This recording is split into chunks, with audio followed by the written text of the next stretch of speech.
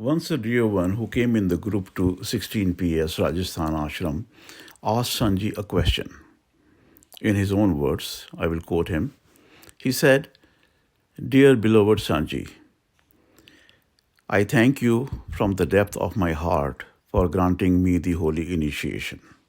It has changed my life. Before I received the holy initiation, I was not aware of Master Kirpal's glory. I did not know much about him because I had read only few books written by him and I had not attended many satsangs where his glory and his grace was described. But after I received the initiation from you, I started going to the satsang, and in all your satsang, you talk so much about Master Kirpal, about his grace, about his greatness, and all your experiences with him. And even all the bhajans that we sing there, they are glorifying Master Kirpal. So, after learning so much about Master Kirpal's greatness, it seems like I have fallen in love with him. Even though you are my beloved master, you have given me the holy initiation, but still, sometimes when I sit in the meditation or even when I am sitting quietly, I have this feeling, I think that Master Kirpal Singh is my master. Can you please tell me if this kind of feeling, this kind of thought is okay? Will it not affect my devotion to my master? Because I understand that when you receive the holy initiation from a certain master, you have to contemplate on him, you have to remember him. Sanji listened to the question very patiently, and then he smiled and he said, "The dear son, you know that day and night I always go on praising and singing the glory of my beloved Master Kirpal. And there is nothing wrong in remembering him, because we should understand that who is Kirpal? Kirpal is Almighty Lord. He is the Shabad. Shabad came into this world in the form of Lord Kirpal to awaken the sleeping souls and those for whom it was decided in the court of Lord that now they have to return to the home. Master Kirpal Singh himself contacted them, connected them with that Shabad. Masters never connect anyone with their own bodies. They always connect the disciples with the Shabad, because Shabad is the master and our soul is the disciple of the Shabad master. The main thing is that if we really love Master Kirpal Singh, if we had fallen in love with Master Kirpal Singh, are we following him? Are we obeying his commandments? We should be doing the things according to his teachings. We should follow what he taught us. Did he not say that if you love me, keep my commandments? So, dear one, you should not get into this confusion. Lord Kirpal is the Shabad.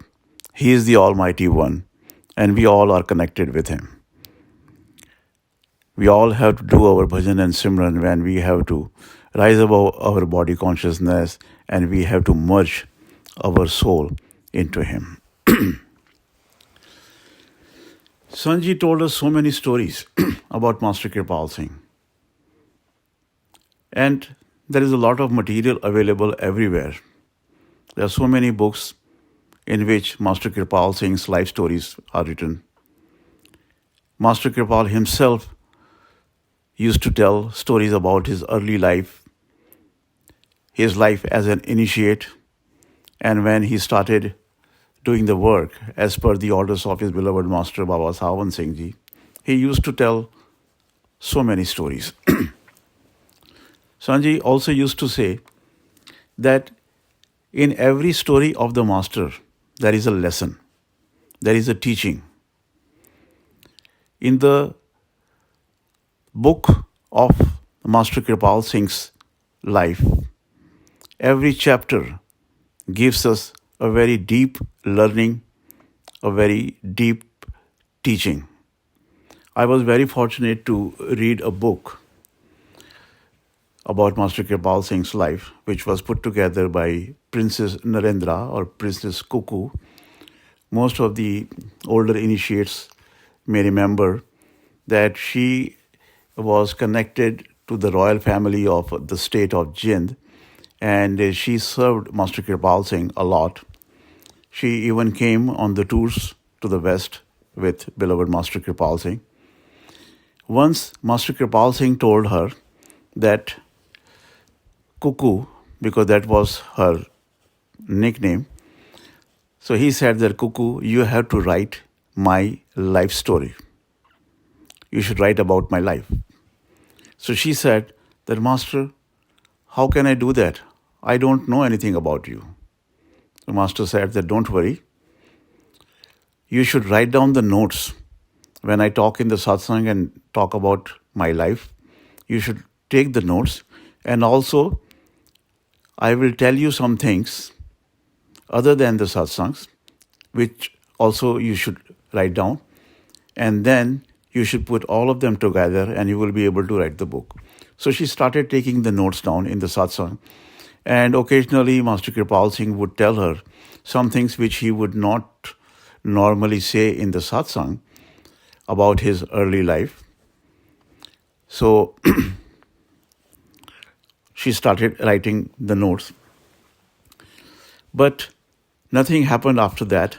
She was not able to write the book. And then Master Kirpal Singh Ji left the body. Much longer after Master Kirpal Singh Ji left the body, with the help of another satsangi, Eileen Wig,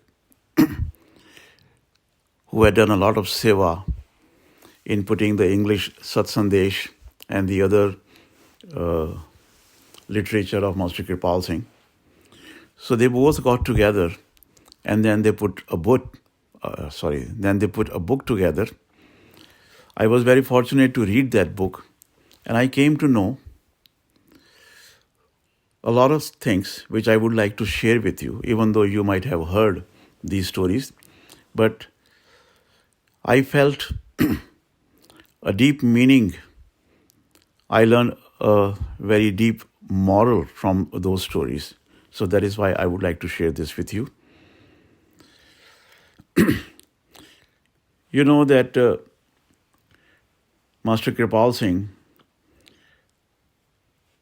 was a very quiet child, and right from the age of 4, he would like to go and sit with his eyes closed, which is not normal for a 4-year-old boy.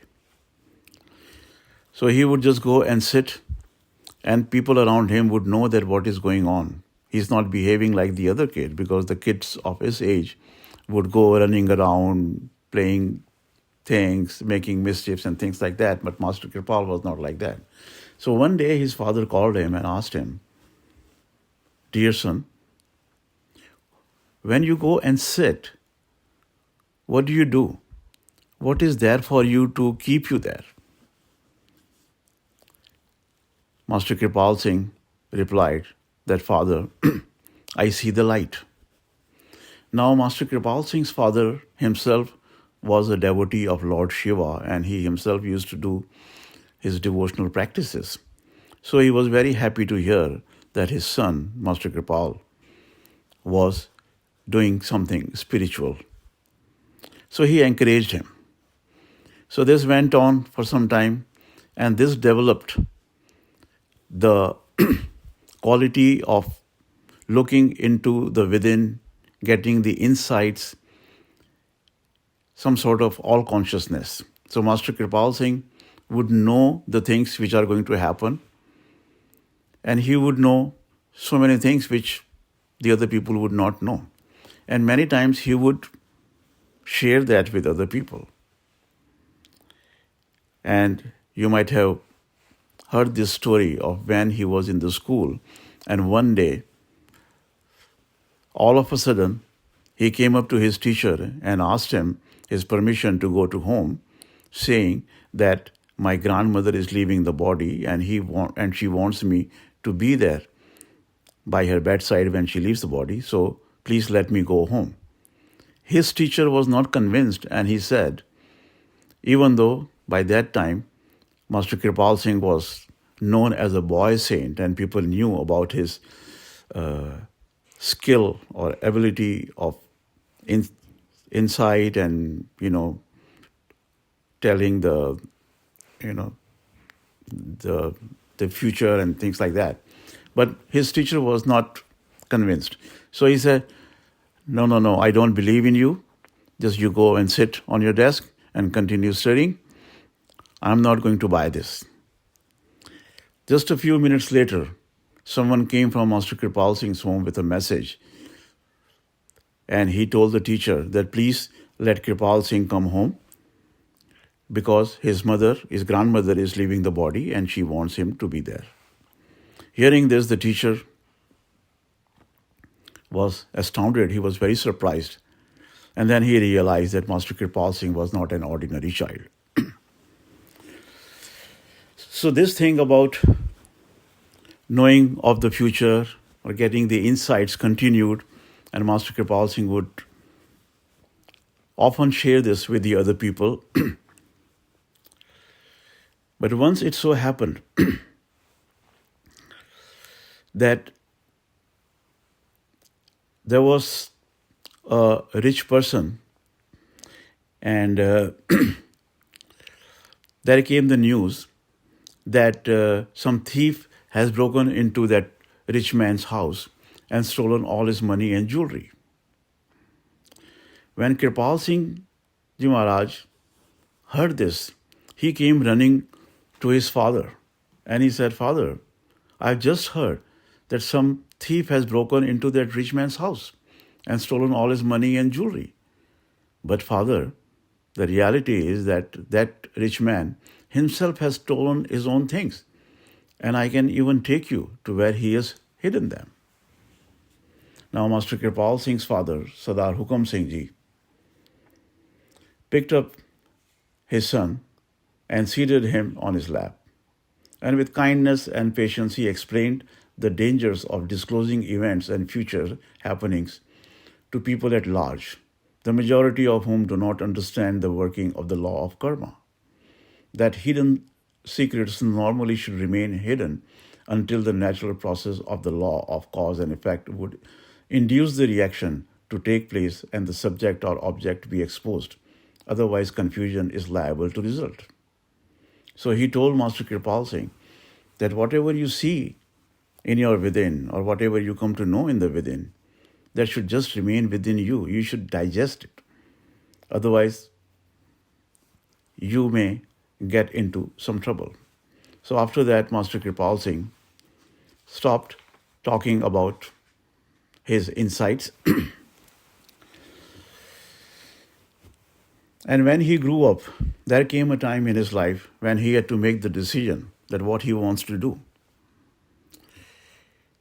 And when he decided that he wants God first and then the world.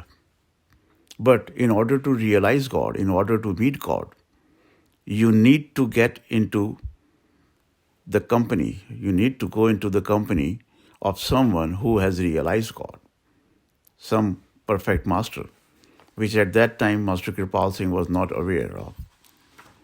So he went to different places looking for the master, searching for the master, but nothing happened. Then someone told him that God can be realized or one can meet God only if he pleases him. Now, how do you please God? So he was told that if you love and serve the creatures, if you love and serve the beings whom God Almighty has created, he will become pleased and you will meet him. So then Master Kirpal Singh Ji started into serving the people, even though from early childhood he had a depth of love and compassion for people, the pain or grief suffered by others affected him profoundly. So he started serving the people at large. Then he got married and he got a job. After his office hours, instead of going home directly, he would go to the hospitals where people were under the treatment, and he would go and help them, he would serve them. There used to be many people there who did not have any relatives or any caretakers. So Master Kirpal Singh would go there and offer them the help. And many times, even from his own earned money, he would spend money on them. So in this way, this seva, this selfless service continued. In 1917, which was 7 years before he met his beloved Master Baba Sant Singh Ji physically, it so happened that Master Kirpal Singh's father became very sick.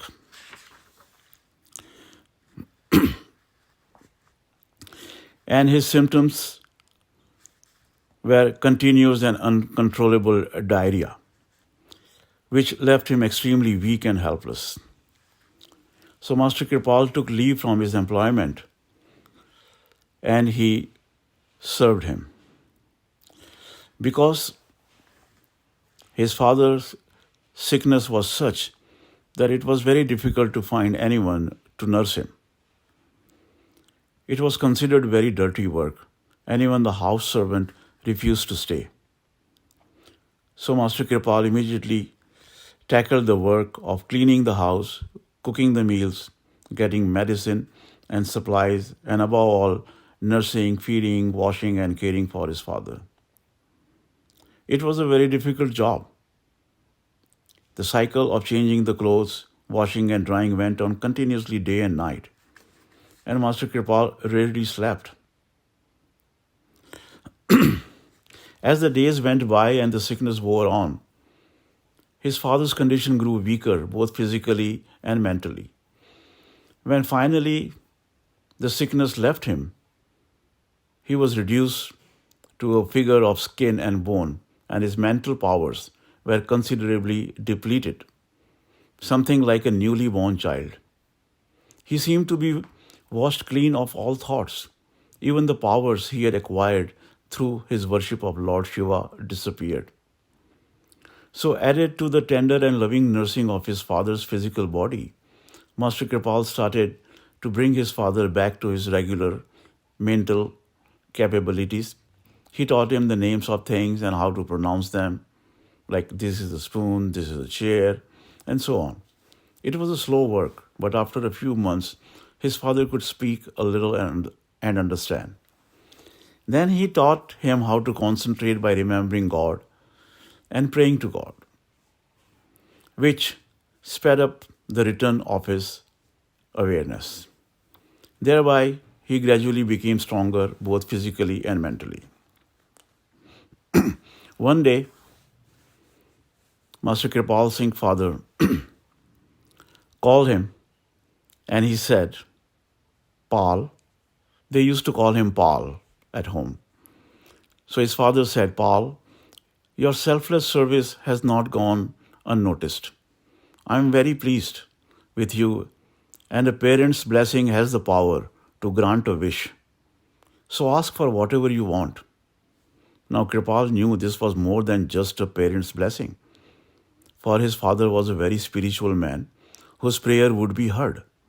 But he was sad rather than elated as he replied, Father, you are already aware that I have no interest or desire for worldly wealth pleasures, children, or mundane gifts.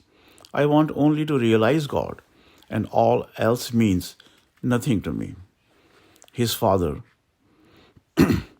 who at that time was pacing the courtyard in gentle exercise, stood very still and very silent, obviously deep in thought. Master Kirpal Singh watched him. He watched his frowning face and waited.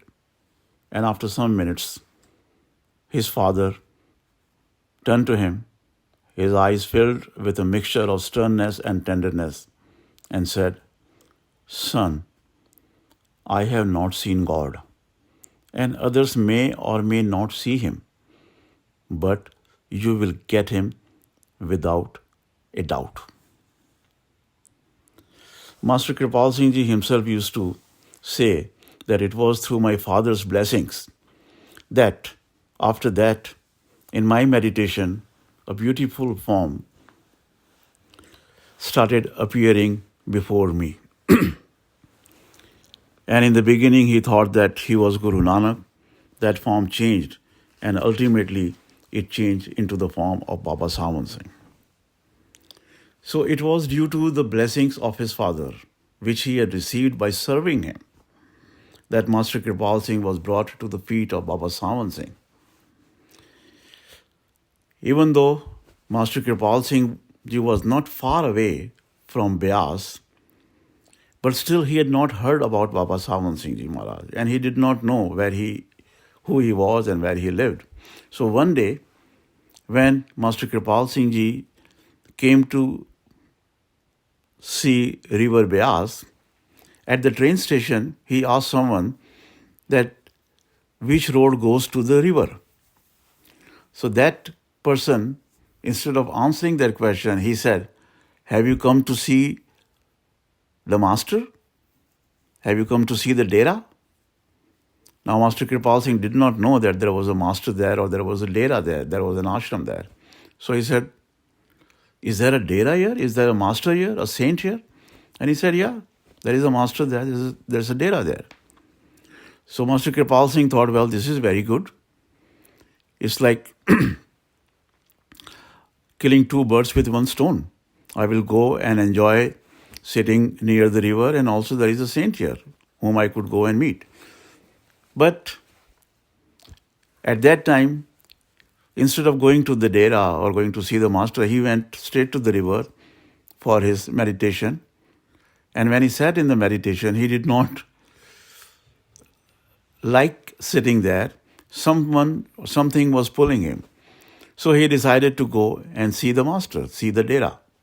So when he went there, at that time, Baba Sant Singh Ji was having his lunch or dinner, some kind of meal. So he was told to wait until he was done.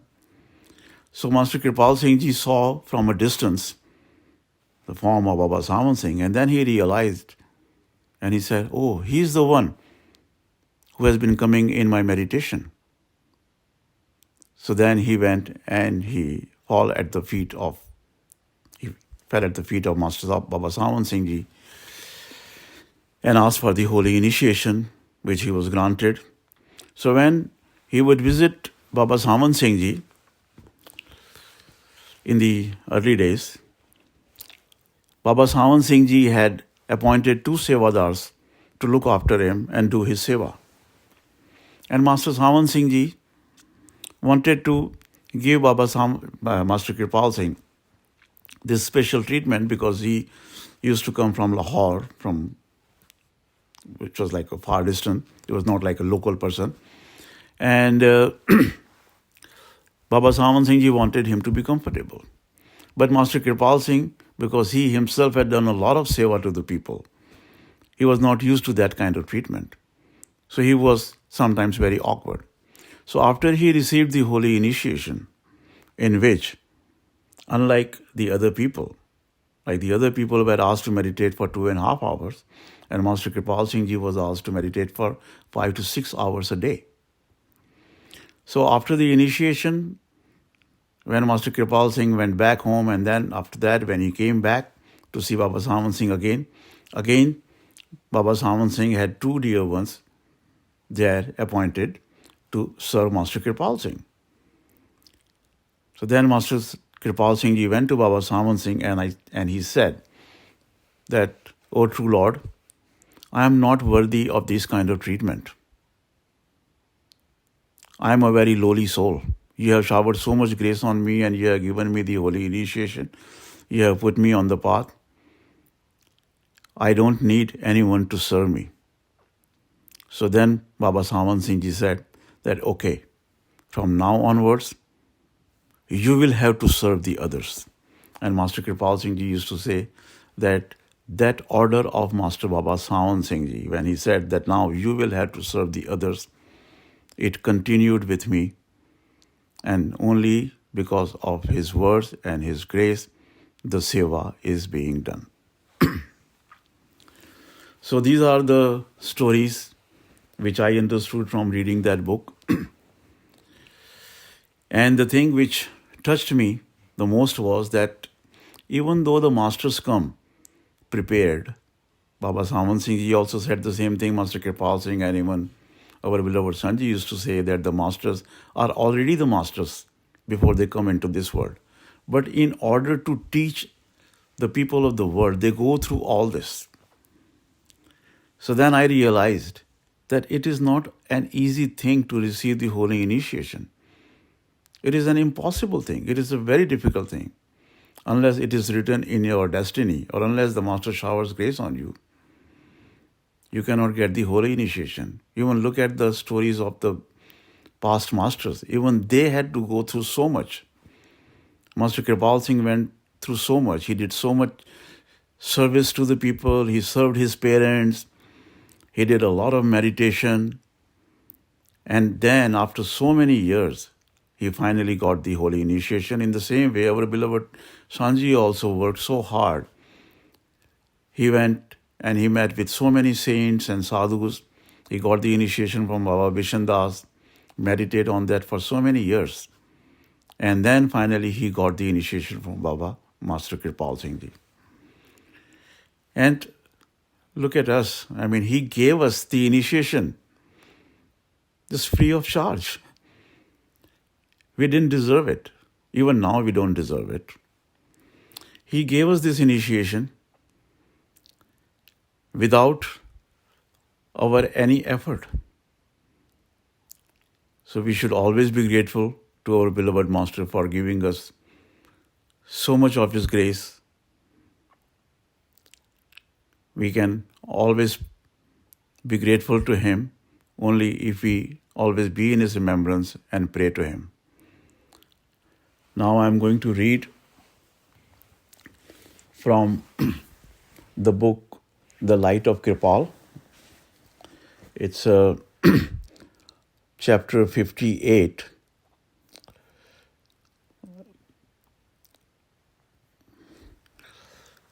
It's from the evening talk Master Kirpal Singh Ji gave on February 20th, 1971 at Rajpur Road House in Dehradun. Always live in the living present, not in the living present, but in the living moment. Did you read my circular on that point? If you care for the living moment, you can care for eternity. Read the circulars and go into them deeply. If you care for the pennies, pounds will be saved. Is it not so? If you keep your mind occupied every moment, then nothing can go wrong. It is given very briefly in the circulars. Brevity is the soul of all creation. The Master's sayings are very brief, but to the point. If you watch your present moment, then everything is all right. If you don't care, sometimes for hours, you are oblivious, and in those vacant hours, there is so much trouble that comes up which affects your meditations. So, when you sit for meditation, forget the past, forget the future, live in the living present. This is the one thing that will give you success in your meditations. But the vacant hours in which you have not kept the mind occupied with some constructive thought affect your meditation. So that is the remedy that accounts for all these things. If you would pass your every hour in peace, with no ill will against anybody, and no attachment to anybody, if you can pass each hour like that for one day, then continuously for some days, no such ramifications of mind will come up to affect your meditations. We are frittering away our moments of life in such like pursuits. Kabir Sahib says, make each breath you take the offering to your master.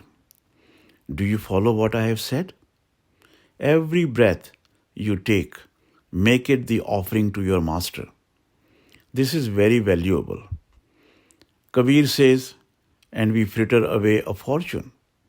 If a dying man wishes to stay for a few minutes longer, he cannot. How frivolously we kill our time. Every moment of life is very valuable. Make the best use of it. When death overtakes us, that is the time you say, oh, had some time been given me, I would have done this and that thing. Is it not so? But you cannot get time but you cannot get time then which you have frittered away so ruthlessly, so cruelly. Kabir says, in one breath he crossed 3 planes, physical, astral, causal. One breath is very valuable. That is why some saints have been spending their time in the threes, 3 minutes, 3 days, continuously in the remembrance of God, with no moment forgetting. For 3 days, then you may have a week at least. All right, try. One saint says, if you can pass 3 days and nights in sweet, constant remembrance of God, you go to his feet. 3 days. Can we? It's not much. Let no other thought other than God strike your mind. Why not start with 1 day? Start from today. All right? From now on till tomorrow evening, no thought, constant remembrance. Even when you eat, don't forget him. Try 1 day. That will give you good training. We don't care for the trifling things, but that is where the substantial thing comes from. 1 day is not much. You have been here how many days? So many days. And if you had passed even 1 day and night in constant remembrance, you would have changed very much. If in 24 hours of the day and night you are doing your best by meditating 5 hours, 4 hours, even then you are not in constant remembrance. Thank you very much.